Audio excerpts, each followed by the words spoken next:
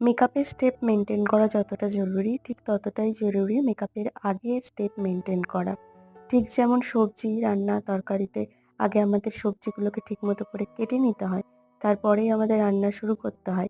ঠিক তেমনই কিন্তু আমাদের মেকআপের আগেও স্কিনটাকে ভালো মতো করে তৈরি করে নিতে হবে। তো সেখানে পরপর স্টেপ মেনটেন করা খুব জরুরি। আগে আমি যখন করতাম মেকআপ তখন আমি এই স্টেপগুলো মেনটেন করতাম না। এখনো হয়তো কিছু, কিছু সময় স্টেপ মেনটেন করা যায় না। যে এটা ব্যবহার করো, ওটা ব্যবহার করো। কোনো তাড়াহুড়োর সময় মেনটেন করা যায় না। তখন আমি দেখেছি যে মেকআপটা বেশিক্ষণ লং লাস্টিং হয় না। কিছুক্ষণ পরেই সেটা কেমন একটা কেমন একটা জানি হয়ে যায়। বেশি ডার্ক হয়ে যাচ্ছে। এর অন্যান্য কারণও থাকতে পারে বা রয়েছেও হয়তো।